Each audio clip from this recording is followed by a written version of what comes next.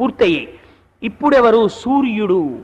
సూర్యుడు ఒక గమ్మత్తైనటువంటి విశేషం. అసలు సూర్యుడులా మీరు ఈ కంటితో చూడగలిగినటువంటి భగవత్ స్వరూపము వేరొకటి ఉండదు. చంద్రుణ్ణి కూడా మీరు చూడవచ్చు, కానీ ఒక్క మాట నేనంటే నేను పొరపాటు చేయట్లేదు అనుకుంటాను, సూర్యుడు చేసినంత పోషణ చంద్రుడి వలన జరగదు కదా బాహ్యమునందు. చంద్రుడు కూడా సూర్యుడి వలననే ప్రకాశిస్తాడు. కాబట్టి ఆ సూర్య భగవానుడు ఈ కన్నులతో చూడడానికి వీలైనటువంటి భగవత్ స్వరూపం సూర్యనారాయణమూర్తి యొక్క స్వరూపం. అటువంటి సూర్యనారాయణమూర్తి మీరు చూడండి, ఆయనకు ఒక లక్షణం ఉంటుంది. ఆయన బోలెడన్ని చెరువులు ఉంటాయి, అన్ని చెరువుల్లోనూ సూర్యుడి యొక్క ప్రతిబింబాలు పడతాయి. ఇప్పుడు ఎంతమంది సూర్యులు ఉన్నారు అని అడిగారు అనుకోండి, బోలెడంతమంది సూర్యులు ఉన్నారు. అందుకే ఈశ్వరుడికి ఒక సేవ ఉంటుంది. వెంకటాచలంలో స్వామివారికి ప్రతిరోజు మధ్యాహ్నం కళ్యాణం అయిపోయిన తర్వాత స్వామివారికి లోపల దర్పణ భవనము అని ఒకటి ఉంటుంది. అందులో అద్దాల మహల్లో ఊంజల్ సేవ అని చేస్తారు. ఎందుకండి ఆ లోపల అద్దాల మహల్లో ఊంజల్ సేవ ఎందుకు చేస్తారు? బయటోసారి చేస్తారు, అప్పుడు సహస్రదీపాలంకార సేవ అంటారు దాన్ని. లోపల చేస్తే దర్పణ భవనమునందు ఊంజల్ సేవ అంటారు.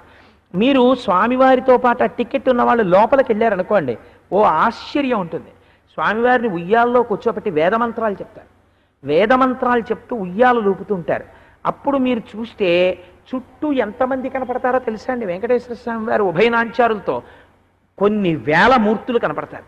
మీరెంతమంది కనపడతారో తెలుసా? మీరు కూడా కొన్ని వేల మూర్తులు కనపడతారు. ఇన్ని వేల మూర్తులుగా కనపడుతున్నటువంటి శ్రీనివాసుడు ఎవరసలు? ఆ ఉయ్యాల్లో ఉన్నవాడే. ఇన్ని వేల కోటేశ్వరరావులుగా కనపడుతున్నవాడెవరు? ఈ కోటేశ్వరరావే. ఒక సూర్యుండు సమస్త జీవులకు తానొక్కొక్కడై తోచు పోలిక జే దేవుడు సర్వకాలము మహాలీలన్ నిజోత్పన్న సస్య కదంబ హృత్ సరోరుహములం నానా విధానో రూపకుడై ఒప్పుచునుండు నట్టి హరినే ప్రార్థింతు నశ్రాంతమున్నట్టాడు భీష్మాచార్యుల వారు. ఒక సూర్యుండు సమస్త జీవులకు తానొక్కొక్కడై తోచు పోలిక. నేను చూసి అంటాను, అడిగో సూర్యనారాయణుడు అంటారు. మా అబ్బాయి చూసి అంటాడు, అడిగో సూర్యుడు అంటాడు. మా ఆవిడ అదిగో సూర్యుడు అంటుంది. ఎవరికి వాళ్ళే సూర్యుడు అంటాం. ఎవరికి వాళ్ళకే ఒక్కొక్క సూర్యుడిలా కనపడుతున్నాడు, కానీ ఇంతమందికి కనపడిన వాడు ఒక్కడే సూర్యుడు. ఇన్ని తటాకముల యందు ప్రతిబింబించిన వాడు ఒక్కడే సూర్యుడు. ఇన్నింటి మీద పడ్డవాడు ఒక్కడే సూర్యుడు. సూర్య కిరణములు, సూర్య కరములు అంటారు. మీరు చూడండి, మీరు ముళ్ళ మీదకి వెళ్ళి చెయ్యి వేశారనుకోండి, బాధ కలుగుతుంది మీకు. కిరణములు అంటే కరములు, ఆయన చేతులవి. సూర్యకిరణములు ఒక ముళ్ళ పొద మీద పడతాయి, సూర్యుడికి నెప్పెడుతుందా? బురద మీద పడతాయి, ఆయనకి ఏమైనా అంటుకుంటుందా? అగ్నిహోత్రం మీద పడతాయి, ఆయనకి ఏమైనా కాలుతుందా? ఒక శవం మీద పడతాయి, ఆయనకి ఏమైనా మైలొస్తుందా? ఒక సిద్ధపురుషుడి మీద పడతాయి, ఆయనకి ఏమైనా పుణ్యాత్ముడు అవుతాడా? దేన్ని స్పృశించినా సూర్యుడు సూర్యుడుగానే ఉంటాడు తప్ప సూర్యుడికి ఏది అంటదు.